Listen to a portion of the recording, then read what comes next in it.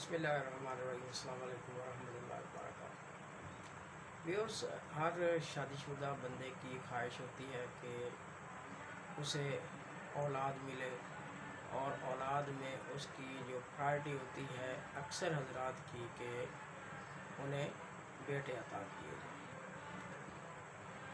دعا ضرور کرنی چاہیے اولاد کے لیے، اور ہمیں وہ طریقہ سیکھنا چاہیے جو ہمیں ہمارے انبیاء اکرام علیہ الصلوۃ والسلام کی طرف سے ملا ہے۔ اس سلسلے میں قرآن مجید میں ہمیں دو انبیاء اکرام جنہیں بہت دیر بعد جا کے اولاد ملی، تو ان کا تذکرہ ملتا ہے اس میں۔ ایک حضرت ابراہیم علیہ السلام، دوسرے حضرت ذکریا علیہ السلام۔ تو حضرت ابراہیم علیہ السلام کو بھی جب خوشخبری ملی تھی تو انہوں نے اللہ تبارک و تعالیٰ سے نیک اولاد کی دعا کی تھی، اور اس کے بعد حضرت ذکریا علیہ السلام، تو انہوں نے بھی یہی دعا کی تھی کہ اے اللہ تبارک و تعالیٰ تو مجھے نیک اولاد دے۔ قرآن مجید میں یہ آیات موجود ہیں: رب حبلی من الصالحین، رب حبلی من لدنک ذریۃ طیبہ انک سمیع الدعاء۔ اور پھر ایک بات یہ بھی دیکھی گئی کہ اپنی اولاد کے لیے نیک اعمال کی بھی حضرت ابراہیم علیہ السلام نے دعا کی، جیسے ربی اجعلنی مقیم الصلاۃ ومن ذریتی۔ اب یہاں ہے کہ میری جو ذریت ہے، میری جو اولاد ہے، اس میں بھی اس کو جاری رکھنا۔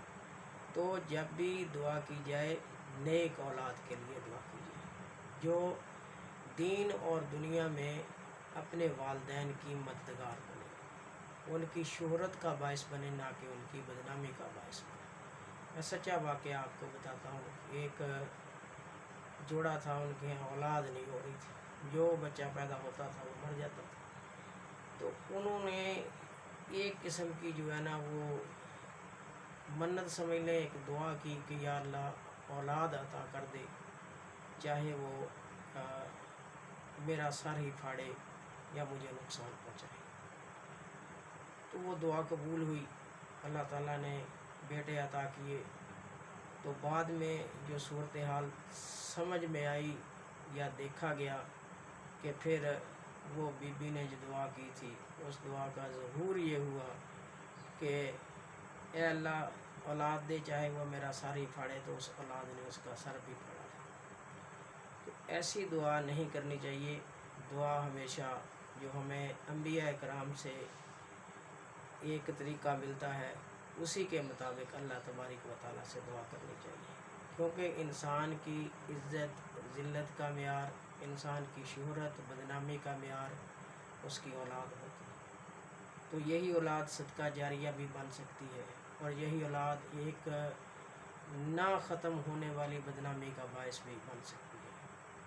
تو اللہ تبارک و تعالیٰ ہم سب کو نیک اولادوں سے نوازے، اور جن کو اولادیں ملی ہیں انہیں نیک بنائے، پرہیزگار بنائے، اپنے اللہ اور اس کے جو رسول ہیں اس کا فرما بردار بنائے۔ Thank you so much to listen and watch the video.